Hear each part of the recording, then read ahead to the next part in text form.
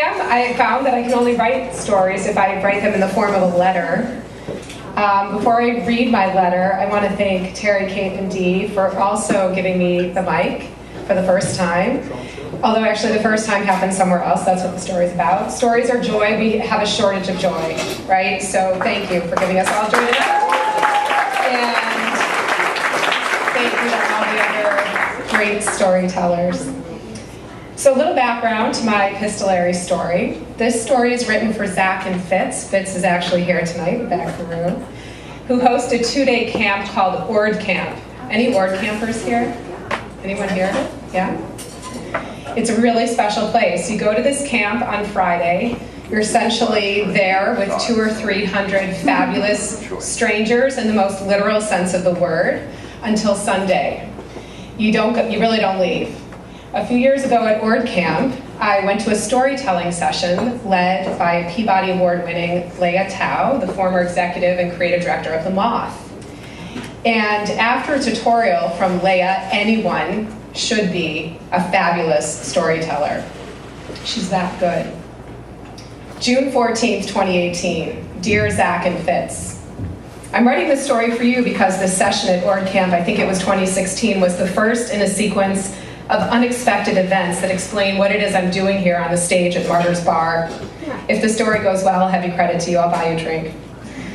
I was sitting near the front of a great big room with 20 or so rows of chairs where the 200 campers had gathered.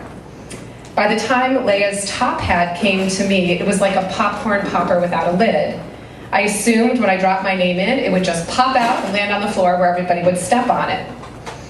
The person sitting next to me also put his name in the hat. He turned to me and he said, I've got a really good story. And he told me the story. Tension, arc, resolution, moral. He was a natural. We were both ready for his name to be pulled out of that hat. 5 names were called. Mine was second. I was a clerk at a New England hospital. Now, disclaimer, this story happened more than 20 years ago.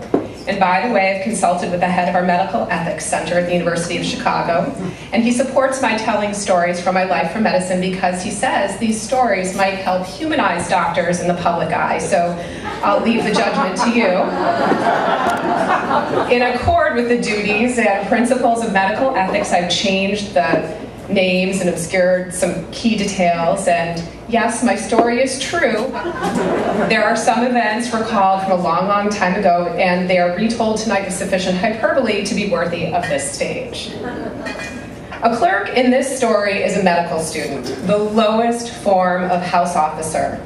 Most places, clerks are third-year medical students doing 6-week rotations on the various clinical services, gynecology, psychiatry, pediatrics. I was a clerk on the New England Hospital General Surgery Service. Everywhere and for almost everyone except the clerks who are liars, surgery is the most harrowing of a clerkship experience. If you love surgery, you actually hate being a clerk because there is nothing more frustrating to a person who loves surgery than to watch other people do surgery from the back of a cold operating room. In any case, on the surgery service, we had a chief surgery resident, and it wasn't any chief, he was the chief of chiefs, and his name for tonight was Dr. Rocky Brown. He was avuncular, almost bald, he had an impish sense of humor, and he treated everyone with a respectable amount of respect for a surgeon, even me, the lowly clerk.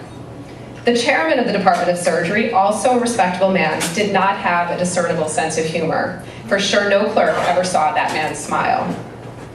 We had a patient on our service who had been laid up at this New England hospital for months before we assumed her care. She was a physically large person with a terrible abdominal wound infection that just would not heal. She was as optimistic and generous as she was large, and when I came in to see her every morning, she would say, "Don't worry, baby, this wound will heal. You don't need to fuss or fret over this wound, it's coming along. You're about as pale as that white coat, you need some sleep." She couldn't have been sweeter. Over the course of 6 weeks, we had to bring her back to the operating room 3 times, and this was 3 times on top of dozens of times before us to debride or clean out her wound. No one wanted to take this faithful lady back to the OR because it was the surgical case that seemingly never ended, and surgeons, like storytellers, need a definitive end. The day came and I was the clerk assigned to the OR with our lovely patient, the chief of chief residents, Dr. Rocky Brown, and the serious chairman of the Department of Surgery. With this dream team, expectations were very high that we would bring the story to a happy and final ending. The general surgery clerk has exactly 3 functions in the operating room. Retract, using all kinds of metal shoehorn-type devices that enable the surgeon to see into the open operating field. Cut, using a suture scissors. And suck, using a long, narrow, tapered plastic suction device. In fact, you wish your Black & Decker dustbuster would put a feature like this suction device on the end so you could get that crud out of your cup holders and your Honda Odyssey. So retract, suck, and cut is the surgical mantra. Retract, suck, cut, retract, cut, suck, and under all circumstances, keep your mouth shut. Now, in this case, because of the size of our patient and her wound, we were using a mechanical traction device called a Bookwalter. The Bookwalter was named for J. William Bookwalter, the enterprising surgeon who invented it. And there appears to have been some litigation related to this thing, so don't take this as an endorsement, but it was a very useful tool for a medical student whose biceps had not flexed for at least 3 years, except for lifting an anatomy textbook. So for almost 13 hours, I stood next to Dr. Brown and across from the chairman of the Department of Surgery of New England Hospital with the suture scissors in my right hand and a very satisfying suction device in my left hand, and the attitude of a fully board certified member of this surgical team. It was the A team and I was ready to do my job. And I did. I cut. And I sucked with determination and purpose. I was the best damn cutter and sucker among surgical clerks anywhere. It was thankless work. That done right, nobody would ever remember. Done wrong, nobody would ever forget. I did my cutting and my sucking, and I said nothing. Not one thing, which, as you can imagine, was very difficult for me, more difficult than manually retracting this giant wound for a half a day. To keep myself quiet, I focused intensely on demonstrating my delicate and graceful cutting and sucking maneuvers. 120 seconds or so before we hit 13 consecutive hours in the operating room, Dr. Brown elbowed me very hard in the ribs and said, "Suck this bitch." As the words registered in my brain, I knew that this bitch had to be a pumping bleeder obscuring his view, because there was no way Dr. Rocky Brown was going to call me, let alone our sweet patient, a bitch. So I jumped into action. I sucked that bitch. I sucked it firm but gentle, as I had been taught by many surgeons before and since. I was the bitch suckingest clerk in the whole wide world. The room stood still in awe of my skill. But it was quickly too quiet. The ventilator machine, which beeps with every one of the patient's heartbeats, did not actually stop, it just sounded like it did. The chairman of the Department of Surgery of New England Hospital looked up from the surgical field for the first time in 13 hours. I looked up at Dr. Brown, and he yelled, "What the hell are you doing? You said suck this bitch, I'm sucking." That's when I noticed Dr. Rocky Brown was displaying to me a tied suture on tension to be cut. There was no pumping bleeder. There was no bitch to suck. I did not say suck this bitch. I said cut this stitch.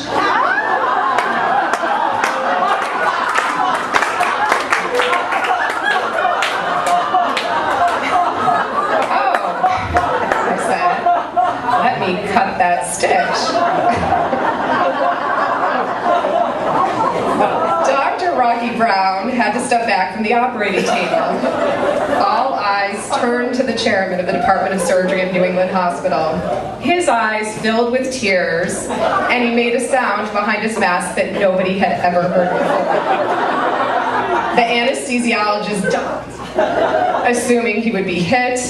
The scrub nurse threw her body over the table to make sure none of the equipment would be thrown. And for the first time in 13 hours, and possibly in this man's entire career, the head surgeon calls a break. We three surgeons step out of the OR, remove our masks, and you can imagine my relief when I realized his tears were laughter and that he had actually peed in his pants.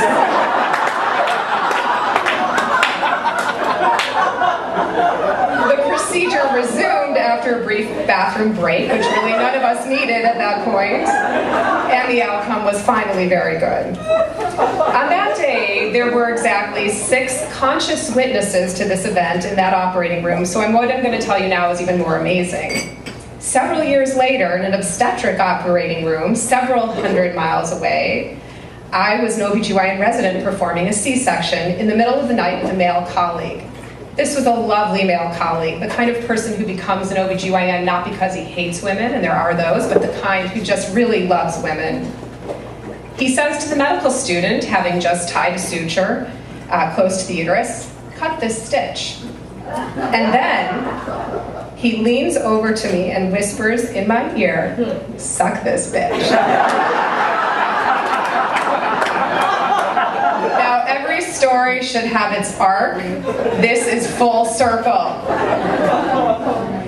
When I first told this story at Ord Camp, I was not well prepared. I certainly did not contemplate the consequences. For the 24 remaining hours after my name was pulled from Leia's top hat, many of my fellow campers referred to me, lovingly I'm sure, as suck that bitch, suck this bitch lady, as in, suck this bitch lady is trying to ask a question. Or could you please pass suck this bitch lady a beer? The obvious moral of this story is to put your name in the hat. See you guys at camp next year. Love, Stacy.